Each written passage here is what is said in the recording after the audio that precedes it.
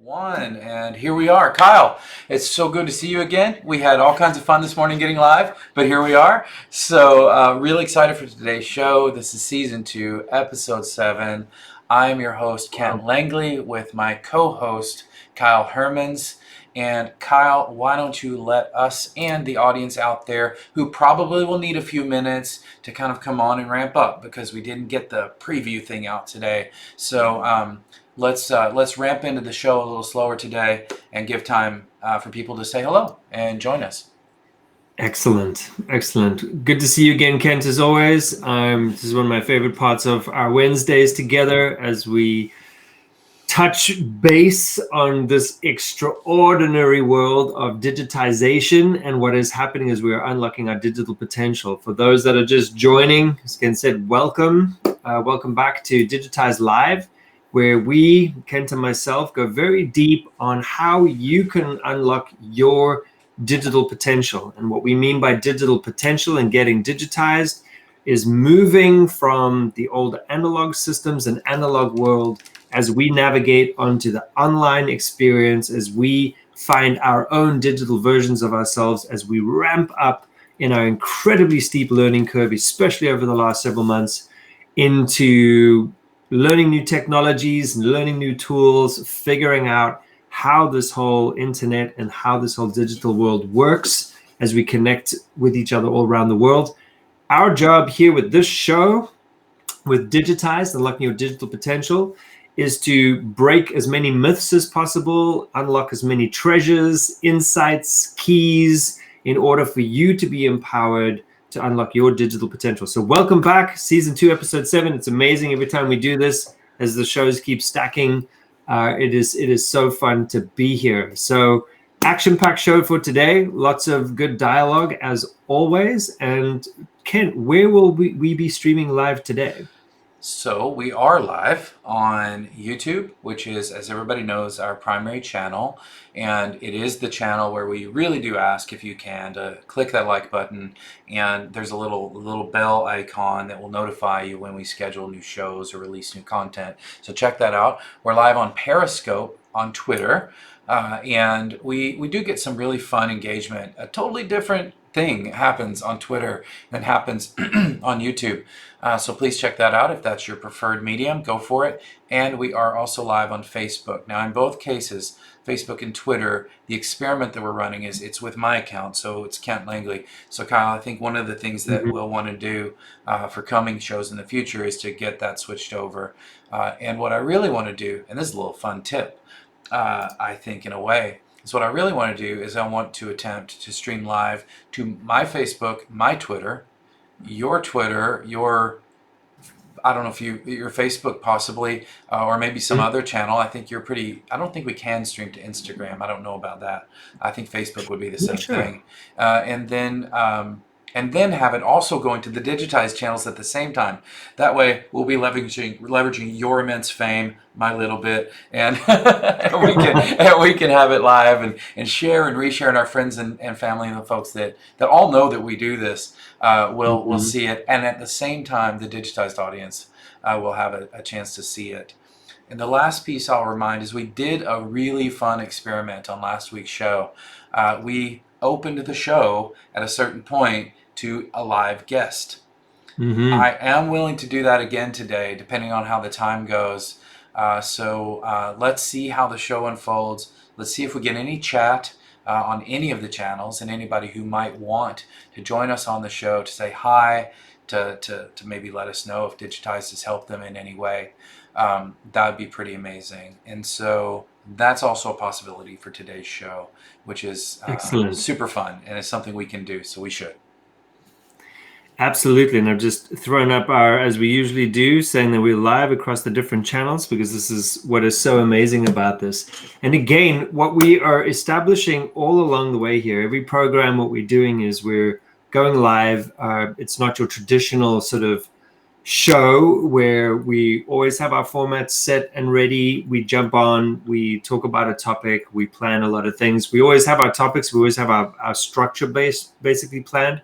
But what's fascinating with this is that we almost leave a good almost half to 40% of the show open for the possibilities to experiment. Something may come up. This is the beautiful thing about real-time digitization, and this is also the beautiful thing about the extraordinary skills of Mr. Kent Langley here, a co-host who is able to just pull and create and do interesting things in the production studio that we have at the Digitized Studio. So very, very exciting show for today. I'll be excited to see if we do get a guest and if a guest wants to jump on. So I can jump into the topic for today, Kent, Let's do if it. that makes sense. So one of the things that we've been focusing a lot over the last several shows has been ways that you can enhance your digital potential. This could be around certain tools, highlighting processes, highlighting our mindset, how to think about this, highlighting how to start taking the right steps to practicing and figuring out how to digitize yourself, your business, your own personal lives, how to start looking at potential inside of your company to create even more impact, and then also sharing case studies and ideas and things that we're doing in real time with our respective clients across our different companies that we work with and that we manage and run. Today, we wanted to talk about transformations that are actually happening. What's really interesting, we're hitting around the 12-week mark, I think, or maybe just past the 12-week mark, which to some degree is like a 12-week sprint. So if we had to think about, going into this very interesting time of the forcing function of COVID, and again, on the news right now, there's been another kind of massive uptick in numbers. I was about to travel today, actually, to Florida. I held back on that. We'll look for another time to get out there. I figured, let's try. As everybody's kind of getting out and seeing things, there's still a bit of the brakes being put on. So it's not fully done yet, which means that we have a lot more interesting times and opportunities to keep experimenting with this digital self. One of the things that we are so impressed and so proud of the folks that have been watching the show, that have been feeding back to us, our clients, our colleagues, and what we're seeing out in the world, is the amount of transformation that's already taken place. The amount of transformations where people have jumped onto this opportunity, they've seized the moment, and they're actually taking their digital potential to the next level. So what we wanted to do today was riff on what we have been seeing. So what are some of the fundamentals people have grabbed onto? What is showing up? What is working? What's actually coming out as like the next level or next layer that people are starting to experiment? And then what are some of the questions that people are starting to ask now? Because there were different questions when this first kicked off. In the very beginning, it was like, how do I even begin?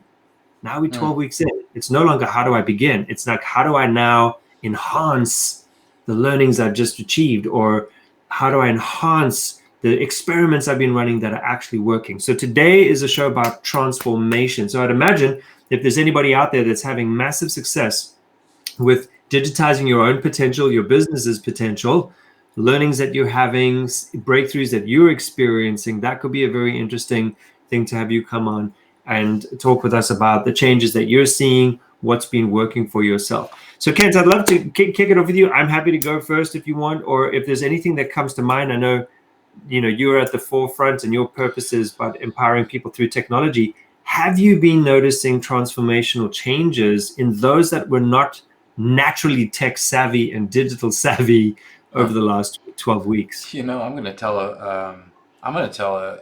it'll almost seem a little silly, and it's personal, and it's about my kids and my wife. So the other day I looked into the family room area where my wife was about to do an online fitness class because there's a nested bunch of things here. The fitness instructor had just made the announcement over Zoom that they were not going to be resuming studio classes because it wasn't safe. It wasn't safe. They couldn't provide an area of safety for the people, even if they were willing to come in.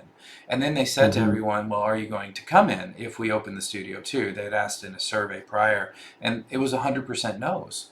And at the same time, of course, we're getting a lot of, it almost feels like pressure from the city to open up. Now, what was interesting about this being transformative is that number one, there were people from all over the world on that Zoom call. The first Mm-hmm. Zoom calls for that particular instructor were all local people who used to walk into the studio and do their thing. Every single person on that call has undergone a significant transformation. The Mm-hmm. second piece is my son helping my wife do all the AV setup for her class. It takes him about Mm-hmm. 5 minutes, and he does it for her very quickly and easily, and he's teaching her. So he's 10, and she's just really grateful for the help because she's trying to do all the home things that are necessary while we're still here at home. And Mm-hmm. that also, my son, historically, he would have come to me and asked me to do it, or she would have asked me to do it. I was historically the IT person here at home, and now I'm seeing that they're all stepping up. They're all leveling up their game and adjusting to this kind of situation Mm-hmm. with their capabilities. There's no longer any question about how to hook up the TV to the laptop with the HDMI cable so that they can get the audio over the better speakers, etc., etc. None of that. I see when there's a lot of things going on in the house. My wife has the wireless headphones, and she's, if case there's a lot of other things, she'll do that so we don't all hear the music that's blasting, because I showed the fitness instructor how to blast the music through the speakers many, many weeks ago. And all of these things are new for me, and I'm a bit kind of like in awe of it. And it's very simple things, okay, from in a way, but at the same time, it's just working. The level, the facility, or level of capability for technical things in my household, which is all I'm talking about here, is just my own home, has just 10x'd in less than 12 weeks. And you said something interesting a moment ago. It's almost like this COVID has been like a 12-week sprint. I hadn't actually thought about it that way. It's the sprint Mm-hmm. nobody wanted to run. But the reality is that if you think about the level of accomplishment at a societal level in terms of Mm-hmm. technical capability improvement over the last 12 weeks or so, it's, I don't even know if you can measure it.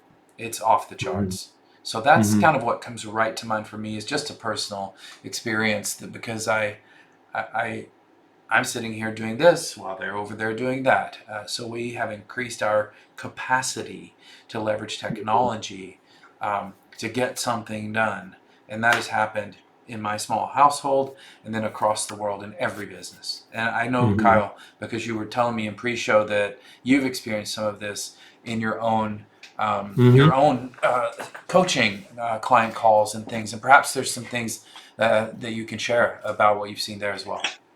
Yeah, for sure. I was just making some notes here, getting some of the extra points down here, which is there's a few things and I'll run through a similar list.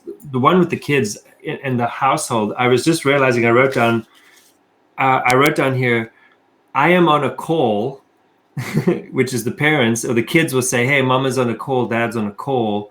No longer actually means a phone call; it means a Zoom call. Mm. So what's kind of interesting is that as soon as that, hey, they're on a call, and you see somebody sitting at the laptop in the house, we've noticed that zones actually start to create, which the kids are actually becoming even more aware that a noise level drops. They have to stay outside of a periphery field because they're walking in and out in the background scene. So that was, as you were saying it, I was like, it's very interesting. There's like, hey, I'm going on a call, and then suddenly it's like, okay, there's a couple triggers that happen. Got to keep our quiet down. We move to a certain space. We have to like actually create a safe zone so that the call is effective. Our youngest, our 3-year-old doesn't care. He wants to now meet new people. So he keeps jumping on and coming into all the calls, which is kind of fun. I've noticed that. So Yeah, that's one the thing from young it. the young Yeah, ones do that. You've seen it. My 4-year-old, absolutely. he runs in here with the biggest grin on his face and just can't wait to talk to Kyle when we're on calls together, or Yeah, frankly anybody. And then the question that the 7-year-old always asks, he says, "Where are they?" He's just yeah, fascinated by the telepresence that's aspect. it. And then the older one, he's just actually the more shy. He's more behind the scenes. I don't know, but Yeah, it's been fascinating. So one of the transformations I've noticed is from the beginning of this, like say, let's say 12 weeks ago, was the tenseness and the protectiveness that people had on screen. There was a lot of anxiety there about what they see because you're being exposed. Like right now, you see the bookshelf, you see the office. We were originally using green screen. Now we have the adaptability. Now the green screen's more for effect, or the green zone is more for effect. What's kind of funny is people have actually started switching off the filters. They're way more, people are more curious. It almost becomes like a climate setter for everybody to say, well, where are you? And where are you calling in from today? And what are you managing in your life while you're also managing being present here with us? I've noticed that a level of confidence has increased in terms of online presence and on-screen presence. I've noticed that there's been a much higher level of relaxation. It doesn't mean a lack of professionalism. I've actually noticed an increase in professionalism. People are better with sound, and I can see people using headphones. I see people using the mute button a lot more. See people doing the idea that, hey, I'm in this particular zone right now, so I will be doing these types of things while I'm present with you in the call. So there's a lot more mindfulness and sharing, which I think is excellent. So overall, I think something that we talked about on earlier shows was we almost noticed in the beginning kind of a lack of professionalism and just kind of a chaos trying to manage all the moving parts. I've now noticed that people have got way more confident in that, and they've actually started to find their style. They've started to find their zone. They've also started to curate their background. Oh, I'm in the garden. Oh, I'm in the living room. Oh, so these different features where they don't need to have these kind of funky Zoom-oriented green screen backgrounds, which can kind of cut people off. I know they make me look like a pinhead. But that was one. And then the other thing that I've noticed is what I wrote down here was that I've noticed a massive increase in people actually putting themselves out there more. Increase in online classes, courses, webinars, panel meetings. I've seen people go way more live on Facebook, on Instagram, on some on YouTube. I think YouTube's quite an interesting thing to navigate, but definitely with Zoom, it's now just one of the ways to do it. And people do talk about, as you've mentioned in quite a few shows, Kent, about Zoom fatigue. I've also noticed that people are getting smarter about the cadence. The other thing that I'll share just before I flip it back to you is the amount of walking meetings I'm starting to take, which is now what's happening is that not every single meeting has to be done in front of a screen, in front of a laptop, or where we have to necessarily be in this type of environment. Of course, we're live now, we're connecting together, it's important. But there's actually something interesting where in an earlier show, and please go back to the previous videos where we talked about the 5 key tips to having excellent digital meetings. Kent also did a really fantastic one all about like how to really elevate your presence, how to present, effectively online. All of those tools and tricks. I've noticed some folk now saying, look, if we have an agenda going into a call, do we actually have to be online? Do we have to be in a screen? If we're not sharing documentation and we're not having to take like crazy notes, but it's a thinking meeting, or it's, what type of meeting are we having, is what I've noticed. People will be out and about. I'm going to take this walking. I'm going to take this exercising. I'm going to take this. And I think there's an interesting confidence in that, which is it's okay to balance those things out. Of course, it's a completely different environment. We wouldn't be doing that in our offices, although it could be kind of interesting. Could you imagine, Kent? I'm just riffing on something quick. Could you imagine walking back, if we go back into offices and corporate environments, and you could actually take your meetings? There's like a whole bunch of like walking desks or like bicycles, and instead of sitting at a conference room, you're sitting in like a If mini we spin class having chats. if we hook those desks to the building power, it could be a little bit Oh, like the that would be Matrix, great. So I don't know. We gotta be careful there. Solar start Yeah, charging like two for but one, two for one and charge energy. I also just had this crazy vision of you with a GoPro on your head, like cruising down the street, having a Zoom with me, and I'm gonna be like getting motion sick or something. But I yeah. had a phenomenal afternoon meeting. I was on from these days. This morning as well started because there were a lot of European calls, so they start 5:36. Yesterday was also 5:36. all the way through to midnight the last few days, just because there was evening calls, because we're working with folk out in Asia or Australia, and there's some funky times there. But yesterday I made a request. Actually, I said, would they mind if I could do a walk and talk meeting and a hike meeting? And what was interesting, they all hit back and said, could we start 10 minutes later? We're going to do the same thing. And so what was interesting, everyone was out having a walk, and we were having our meeting, like a walking meeting. I love it. So it was, and now it was like, that actually worked well. People were making some notes. They were keeping the points. When we got back from the meeting, actually we were clearer on our messaging. We got to a really strong action. It was a very fruitful meeting. So that was just another thing that I saw was good. And then the last thing I'll mention here before I flip it back to you is this idea of people's home offices. I've noticed that technology adoption, and I'd be fascinated if we could ever pull up stats or find stats at some point about what have been the most radical purchases people have made over the last 12 months as it relates to tech. Is it tech subscriptions? Is it platforms? I noticed a lot more home offices have big screens, cameras have upgraded, lighting's upgraded, but people are kind of getting into this system of kind of curating the shot, right? We talked about this little box, they're curating that. And all in this transformation, I've noticed that people are getting more protective of their time, but more efficient with their time too. So I'm noticing quite a few amazing transformations generally that stem from people's confidence of saying, this isn't as scary. It might not be my ideal, but I'm dealing with what I have, and how do I make the most of this? And actually some are finding a different version or a different expression of themselves, which again is like this idea of unlocking your digital self, your digital potential. I think I want to come back to a one area. And I think that a lot of people that go back and watch these shows or do watch it live, I think that they want to know effectively. Okay, one more step back.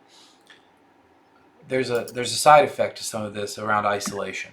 I am actually sitting in my home studio alone, right? Sort of. Right now I'm here with you. We're here with the audience, so technically we're not alone. But at the same time, I am isolated, and I noticed this in some of the education stuff, the online education stuff with the kids. So, what can we share today on this show, Kyle? Or what could you share from any of your explorations with your clients or other avenues to let people know that they're definitely not? I mean, you're definitely not alone. I mean, all the crazy stuff that's happening every single day about learning how to stream, learning how to use a camera, all of these things.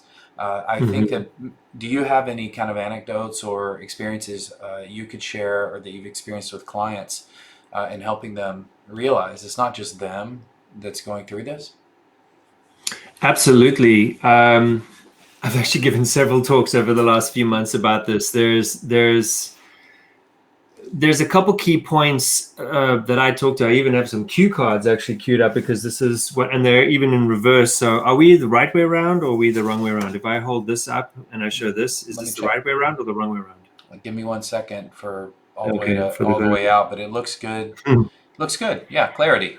So what I'll say here is there's a few different things. Like I'll put up messages like this idea of clarity, like know why it's important for you to be online, know why these meetings are important, know why your structure is important, know how is this helping you move your work forward? How is this helping you get to the next step? How is this helping your team get there? So there's something is interesting with this is that I find that because we spend a lot of time online, using that as one example, we, just the same way that we had physical meetings back to back, in when we were in the office, the same way that we may have phone calls after the other without pause, when you're sitting needing to give a lot of your energy to be deep in performance here, bring this, and you're staring at this funny little white light or green light or whatever this light is in this camera, and even if you don't see the people,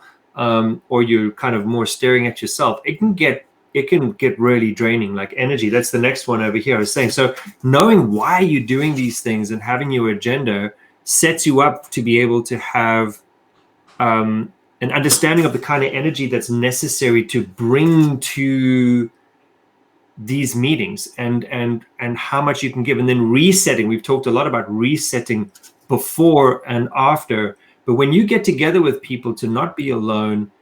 We can still have email, we can still have conversations, but if you set agenda and you work out a good cadence with your team, or even with yourself or with your family, you'll know that what you're able to do is still keep the system as a hugely effective suite of tools available to you, rather than having it dominate and dictate your day or your life. Oh, I have to be on a Zoom call. That's almost like I'm giving my power over to Zoom. I'm giving my power over to the computer. I'm giving my power away from the agenda I want for the day onto somebody else. So having that clarity, having that energy. And then the other one that I put over here is this idea of necessity, which is which is really knowing that I am working on the most important stuff today, and that success of each of these meetings is a must. And just I'll stop there with those three. There's a whole bunch of others, but I'll stop there with those three as just some points, because when you're working with, okay, I'm clear about why these meetings are important, I'm clear about what I'm bringing today, it helps you to tune into the self, your mind, your body, but it also helps you to connect with the people around you, saying, let's make the most of this time. And then how do we want to show up, and how do I want to show up for my day? How do I want to show up to these meetings is super important. And then the third, when it comes to necessity, is, am I really showing up and being my best? Am I working on the stuff that matters? When you start planning before you get into this world, going through just a couple of those things, what's very powerful is you have strong ownership of your intentions, of your energy. And I know that's quite meta, but it's fundamentally important, because going in and doing a project, going in and doing work, jumping from one thing to the next thing to the next thing, it's impossible for us to maintain energy all the way through the day. We have to have resets. We have to recalibrate. What's this call for? What's this call for? What's that for? That's the productivity and agenda side and the clarity side of it. So I'm noticing that in coaching clients, for me, what I've started to do is take a break during the middle of the day. I will reset after this. I have a block specifically for about 30 minutes. I will walk away from this. I might do reading, I might take a call, but I won't be sitting here. I'll be standing up. I still haven't got my standing desk. I'm kind of bummed about that, but that's coming. Everything was sold out, the one I wanted. Everything's sold out of everything everywhere. Oh my God, it is. Insane. The waiting on everything is just crazy.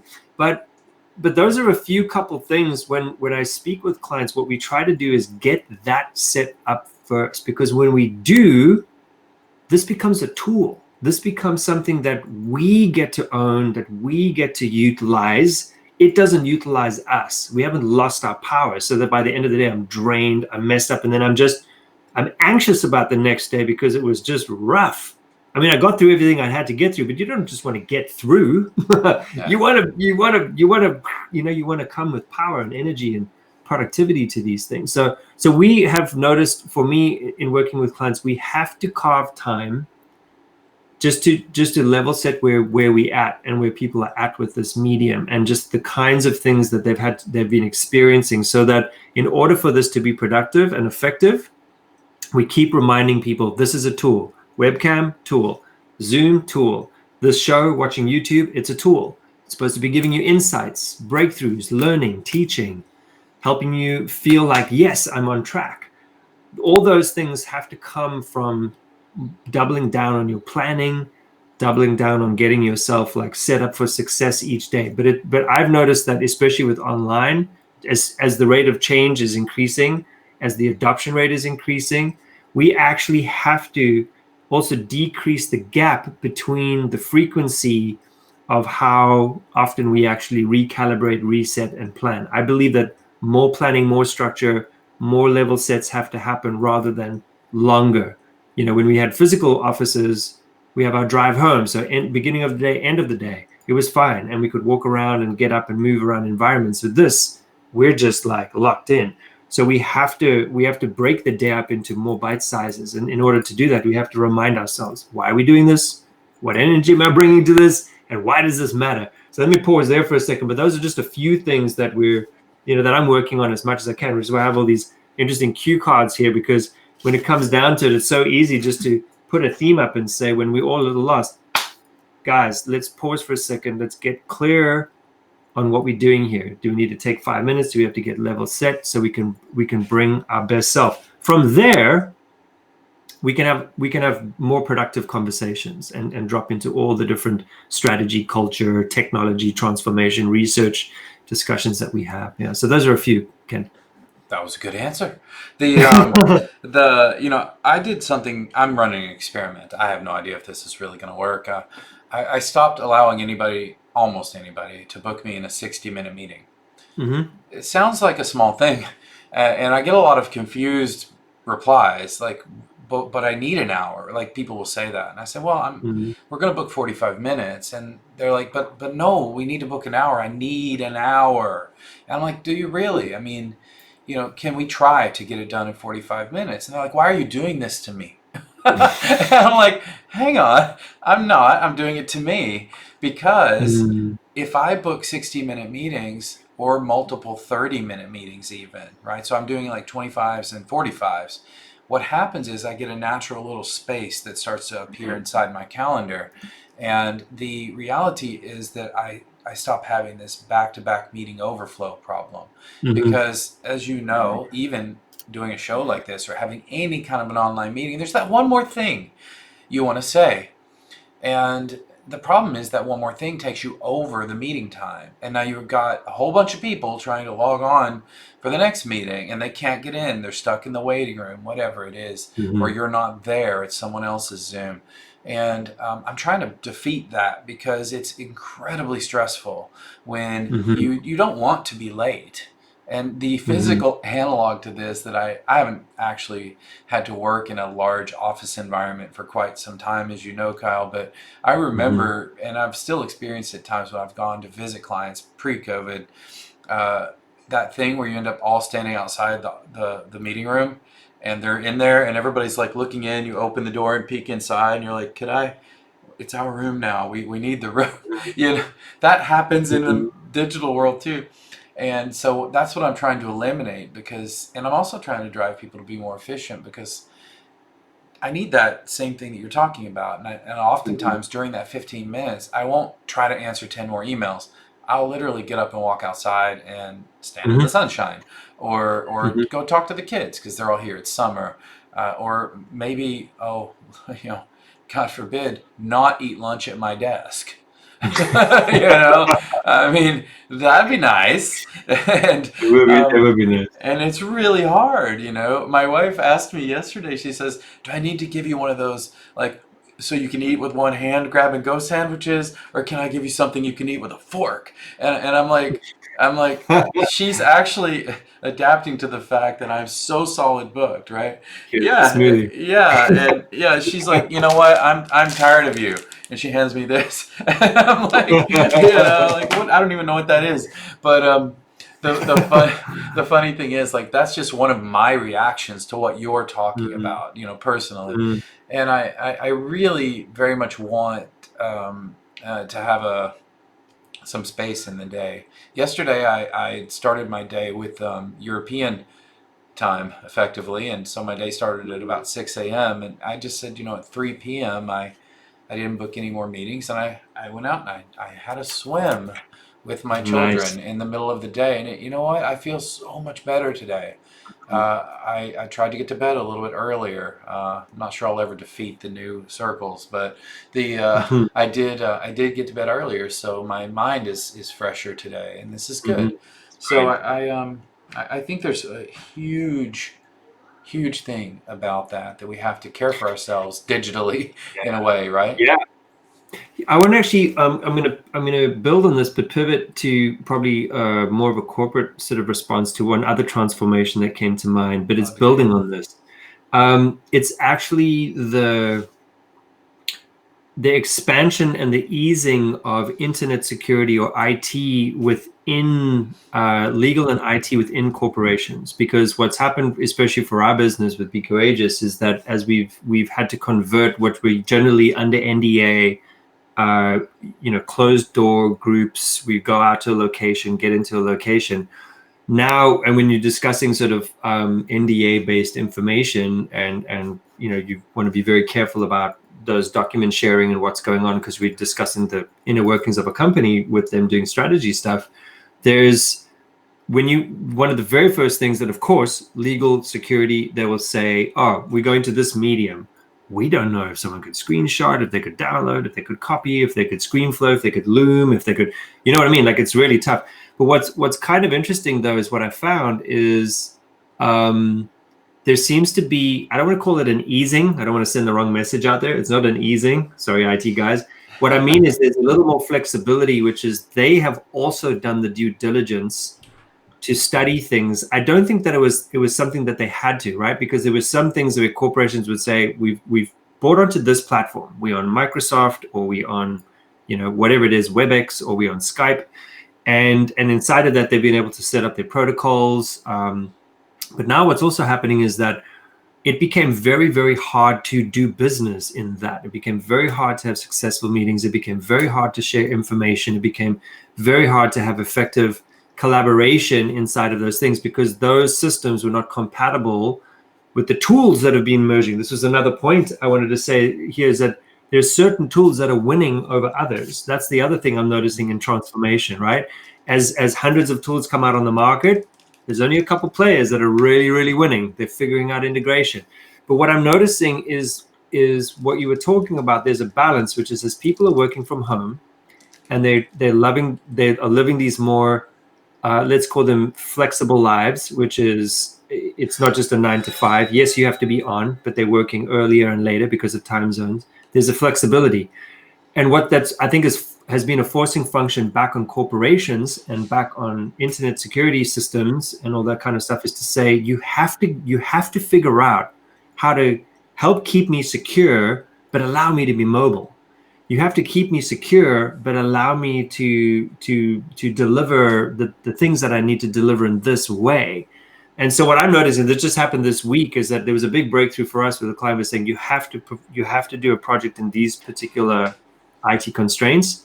It seems that they've relaxed. And what I mean by that is they have now expanded what you can do and what you can't do, to allow for more collaborative tools. They're now having, I see better approvals. Oh, yes, you can use, Miro. Oh, yes, you can go back to using Zoom. Oh, yes, you can use breakouts. Yes, you can, things like that were very hard to do before. That transformation is very interesting. And I think it's coming. This is just my theory. I think it's coming from of what you just described, is that the company also has to provide the platform for their workers and their executives to be successful in delivering the work they have to do. And so what's kind of interesting is, as the platforms are being created and the tech's being created, and people are getting more confident in using them and finding what works for them, they're putting pressure back on their businesses to allow them to actually have access to these tools, or figure out a way to make these environments secure, which is fantastic for groups like us, because that allows us to have a broader suite of capabilities to deliver really highly effective projects. So that, to me, is one massive transformation. There was a headache for years. They were just, nope, it's not even a compromise. It wasn't even a conversation. We just don't use this at all. Now it's like when you have an uprising saying, well, those meetings were terrible. We couldn't do anything. Everything broke. Nothing worked. It's highly ineffective. You guys have to figure this thing out. That forcing function is actually creating more opportunity, which in turn allows us to live these flexible days. So that was another transformation. Well, you used an interesting word there, uprising, and Mhm. there's another enabler that has driven this, and it's been around for many years, and it's cloud computing. And one of the sort of leading things that almost everybody's heard about these days in terms of cloud computing is software as a service. And Mhm. what I've noticed in some of the clients that I interact with as well is that if their organization is saying no because they are at home, they're doing it anyway. And they're Mhm. just going out and in many cases, putting their own credit card in, because many of these Mhm. services have become very affordable. And they're like, look, we're still going to have this meeting, and then we'll go and we'll have the meeting in the official thing, and we'll just kind of report in, and that'll be super boring and perfunctory. But the real thing happened on the edge. And so there's an explosion of this going on. And now that is a nightmare for corporate security. But what they're realizing is they absolutely can't stop it, right? Without basically shutting the business down. And that's not the choice that at least many businesses are making. They're choosing to find ways through.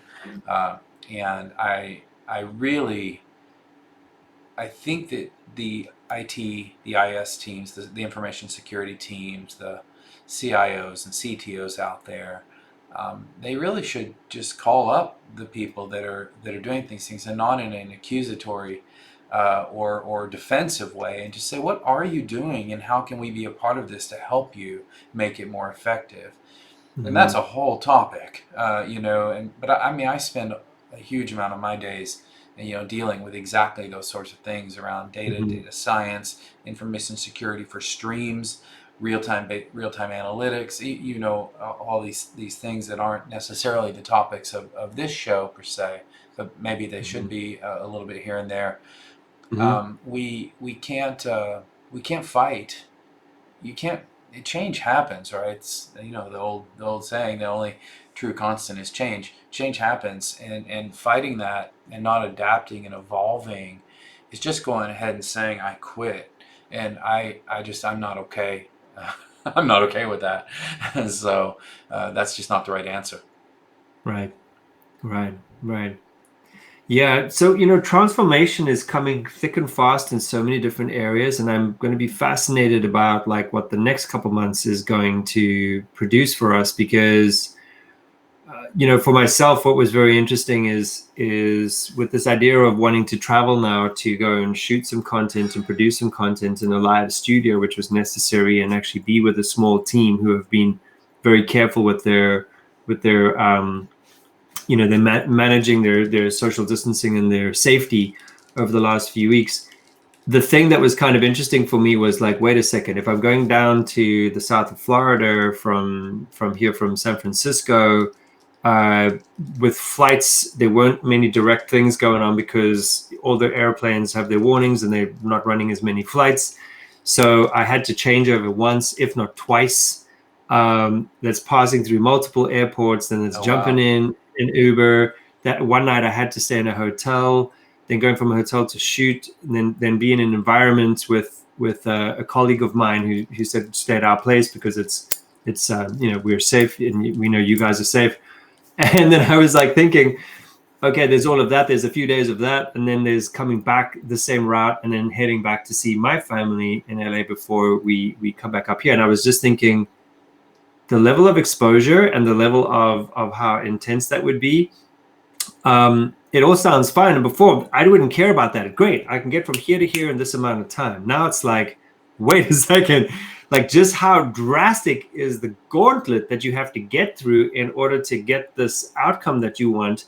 And now it's like we're going to be on after the show today. We're jumping onto plan because if I don't go out, how do we still get the same effect? How do we still produce the same stuff together? How do we still achieve it? But where we're remote with each other. So every single week, what's interesting is that you could look at it and say, oh, another blockage, another reason why I can't do something. Or what's actually kind of fascinating is another transformation I've noticed is people's ability to problem solve has been increasing. Yes, they feel their frustrations, but I'm noticing the length of time that people remain frustrated has shortened. And that's like, what do we do? How do we find the solution? How do we get a little more agile with this? How do we get a little more growth mindset with this? That to me has been absolutely fascinating. And then I can only imagine in trying to figure out how to get from A to B, what are all the cool things that are going to fall out of that? What are all the cool inventions that are going to fall out of that? What are all the cool creative things that we haven't even imagined are going to show up, are going to fall out of that because we have to figure out a different way to get from A to B or achieve from here to where we want to be. And some of the natural ways and the simpler ways that we got used to are blocked. So what are those creative tools and solutions? So I'm going to be fascinated about what comes out, especially when you come up against the challenge as well. Well, I was on a advisory call with a company I advised yesterday, and there was another one of the advisors on the advisory board call, and he said something pretty blunt. He says, I won't travel again. And this is a prolific traveler, global speaker. I mean, the man is on an airplane probably more than he's on the ground. And he said, I won't travel again until there's a vaccine. And Wow. I thought, can he really say that? We couldn't be debating that on that particular call because we had work to do for the company. But that really hit me because I was like, this is a person who is, I mean, that is a big transformation, and that is a Mm. huge commitment because I have no idea. I mean, there's some promising things out there, but nobody really knows. So that's just a commitment to be digital, period, effectively. And that was like kind of really hit me. And I was left thinking about that throughout the day and spoke to my wife about it later in the evening. Now I'm speaking here about it. But, these are strange times, and I think we have to Mhm. do that. But I think that's an okay place to sort of wind a little bit here today. What I'd like to do last is we did something two things that I would like to look forward. So anyone who's watching this now, thinking about the fact that we run this show every single Wednesday. It's at 10:30 a.m. Pacific time. This is the time that it seems best to do a live show from our perspective and from a mostly as global as you can focus on a single time slot perspective. And there's two things that we're trying to experiment with. One is bringing guests on live. So if you see this, and if anything we've talked about has triggered in some way something you'd like to share, why don't you come and join us on the show next week? Mhm. We'll do 5-10 minutes. We'd be happy to have you. We can even bring on multiple guests and get them in queue. And we'll prompt that on the show next week. So if you see this in advance, just know that's an offer. It's out there. We really do want to meet you and talk to you. And we did do that last week. It was great. Another thing that we did a few shows ago was we did a live, I thought of it kind of as a tool tip. Kyle and I live demonstrated the use of a Miro board for a brainstorming Mhm. session using mind mapping. Pretty Mhm. straightforward thing, and I think I would like to see us do something like that again, Kyle. So Mhm. I think our commitment should be to looking forward to next week. What might we like to show people next Mhm. week that as sort of a live demo? And I mean live. We don't pre-do this. We start from Mhm. zero. We get as far as we can in a short period of time, and it's just like anybody would have to do if they're starting Mhm. with a new tool. And now we've probably used it already and know the tool, but I think that's the right way to approach this. We could do advanced topic stuff as recorded later, but Mhm. I would really like to look for that for us Yeah. next week. And so, Excellent. anything you want to take us out with? Demo week. Demo week next week. I think we Demo got a new. I think we have a new. I think we've got a new show category. It's demo day. demo day. Yep.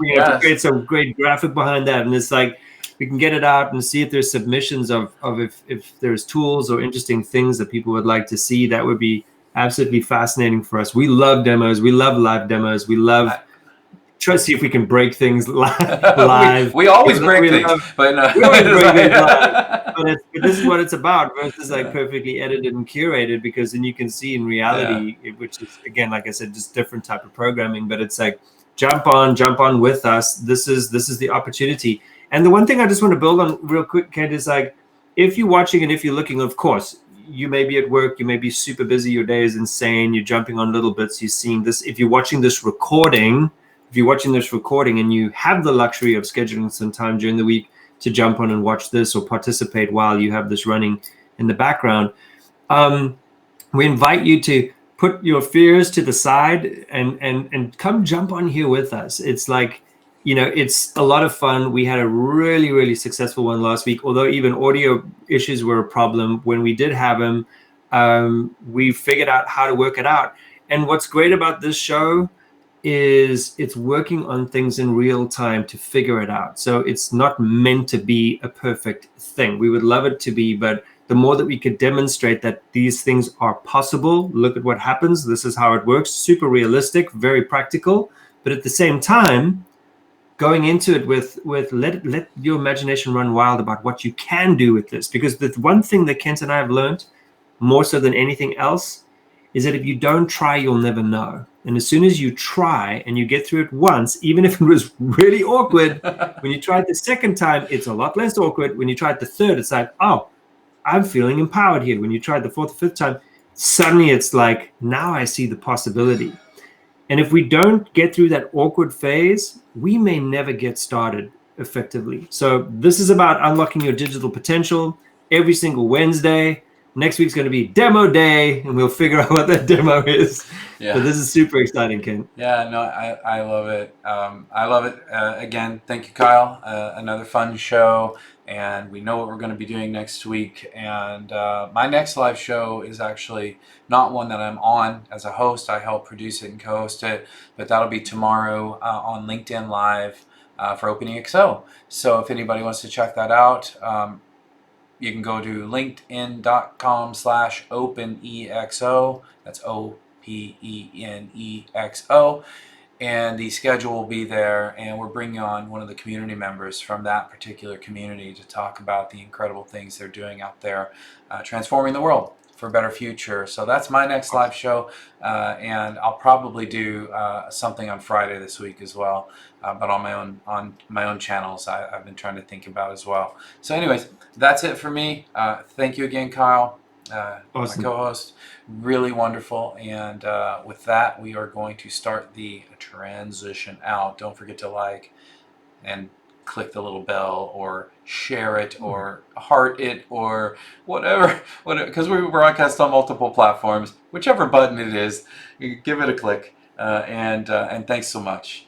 So here we go. You want to sing a song or something, Kyle, while we go? Come on, take care, guys. Okay. Just remember, unlock your digital potential. Go get your transformation this week. Live big, live big. See you then.